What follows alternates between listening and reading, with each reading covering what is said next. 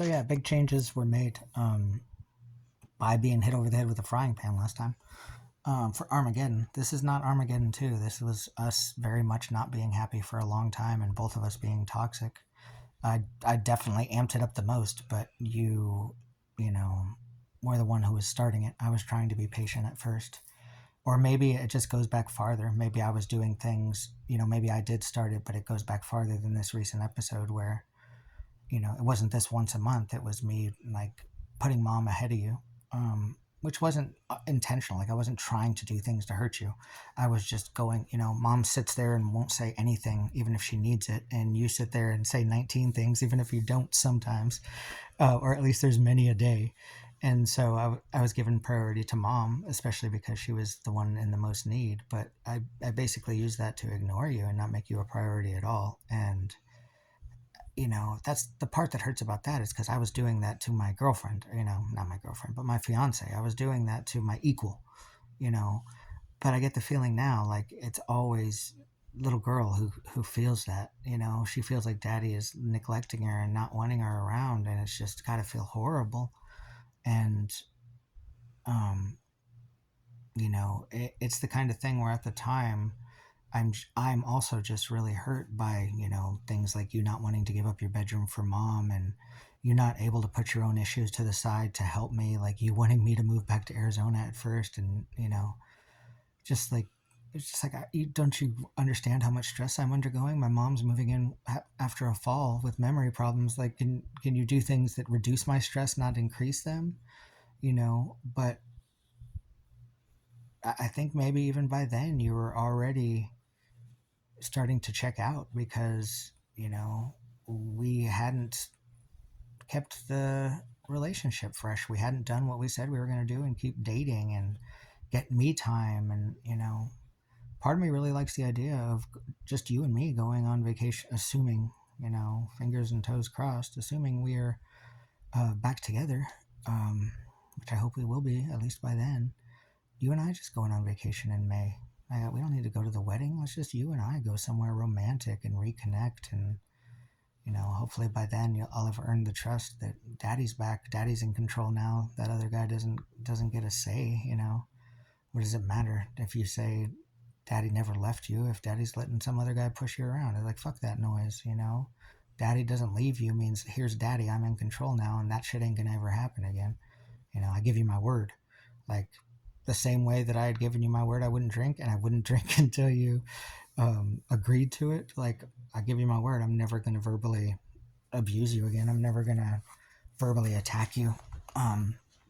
If I get that upset, I just need to call space and leave. But also, I can't imagine myself ever getting that upset again, because it's a different mentality to a puppy. What kind of psychopath would have that kind of reaction to a pup? You know what I mean? It's it is that I keep saying it, but that is just a game changer idea for me that I already have implemented in my head. You know what I mean? You're like my loyal little dunderheaded pup. It's kind of how I'm looking at it, which is taking a chance. I'm like putting my heart out there because I know very well you could be true to your word and say, nope, I'm not going to give us another chance. Like, that's it. You crossed my red line. And I get what you're saying about, hey, you should have been more self-aware, tough. You know what I mean? Because like I gave you a lot of warnings, and I was in my head. It wasn't that you weren't giving me warnings or were giving me warnings. It was that I was giving you warnings too, and you didn't seem to care. So it's like, that was the whole point, I think, of kind of the stare off is like, hey, I need some help here. My mom's in need and I'm in need, and I have a lot of pressure right now.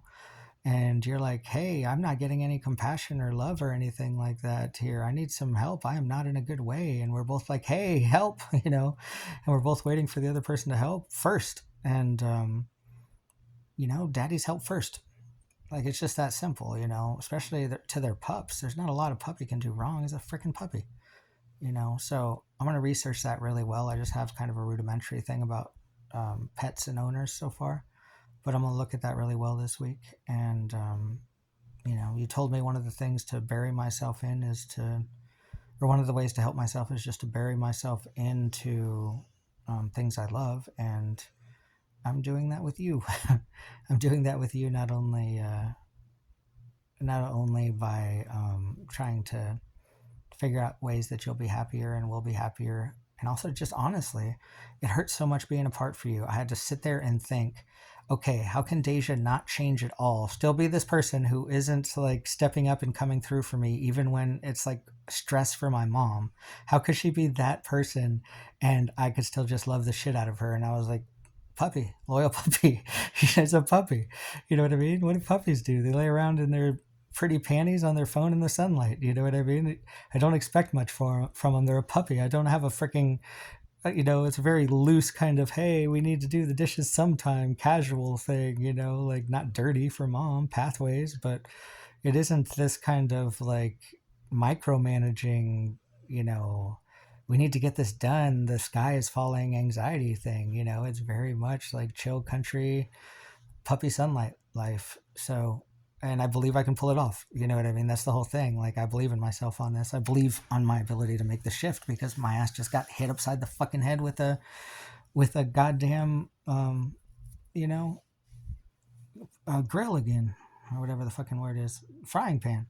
So, yeah, I have, as long as I'm able to convince you to give us another try, which hopefully I can, since hopefully you see some of these changes I'm making. You can see the fixer in me. You can see that lately I'm fixing things, like, lawnmowers and relationships with siblings, and I'm trying to get happy endings here.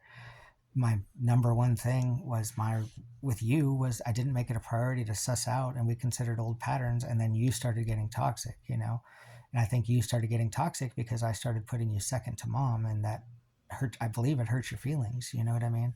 In my head, mom's sick, but in your head, you're like, you're feeling abandoned by daddy, and that's not the case. Like, I'm never gonna leave you. I just might be unhappy with you, and also I made some very poor toxic decisions myself as far as how to handle it. I would sit there and talk to you and be like, hey, I really need you to step up, please step up, and then you wouldn't step up again, and it would get to the point where I just didn't feel like you loved me.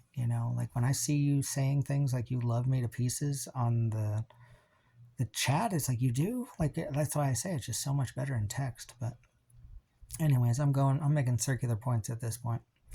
But that is to say, I just have a lot of ideas as far as how to make you happier in the relationship, and also obviously how to be happier myself, because I don't want to lose those trunk tackles. I don't want to lose being loved that hard. And so I basically said, okay, how can we do that? And I thought of a way to do it. And then I thought of a bunch of other ways to make you happy, like putting the house in both of our names so that you don't ever feel like it's not your house and home again. It breaks my heart to think that I tried to pull the house out. I mean, I didn't try to, but like I threatened to pull the house out from under you because I so wanted you to start listening, as far as listening to, it just feels like lately you don't trust daddy's opinion. You don't trust daddy's advice. And it's like, have you been watching what I've been doing? Like, why are you not on my back? Why do you not, like, you know, trust me to do good things? And I think in reality, it's because I hadn't made the relationship a priority yet. So there were a lot of bad things going on there and I wasn't correcting them. It wasn't a huge priority to me, and it should have been, obviously, because you were a lot worse off than I understood you to be. And, you know, I think part of me had just thought you never would leave again. Not that I was neglecting the relationship or anything like that, though. I mean, I was neglecting it in the sense that I should have read the book. I mean, how many times did you remind me to read the fucking book? It's just there's just a whole lot that I wish I would have done different. And I'd like to, it's basically the same way that the Armageddon, like, had me make some big life changes, and, eventually got control of alcohol and my anxiety, and was able to help mom with Mayo and relationship with my siblings, and just do a lot of objectively, like, positive, happy ending things. I know I can do it for our relationship. I need one more chance. You get 3 strikes in baseball. I will not be taking that 3rd strike, but I need the pitch. I need you to see that I got there. I do trust you now. I do love you. This is not temporary. This is not like right now I'm saying it and it's going to get worse. Last time with Armageddon, it was like that because the whole thing was making it about like, oh, I'm so sorry I did this, and I was ignoring what you had done, and it just caused bitterness in me, and it welled up, and then it got a hold of me, and then I wasn't daddy 24/7 anymore. I don't even know if I was trying to back then. I think I was at first. Oh, I think, yeah, that's what it was. I was at first, and then you liked the jokey me, and so then I started to be jokey me more because I would have fucking tap danced or done whatever I had to do to get you back because I loved you so much and love you so much. Um, but this time it's easier because, I have the I have like the capacity to tell when I'm trying to say something just so that you hear what you want to hear and will get back together with me, and me trying to be honest no matter what, and me trying to be honest no matter what is very much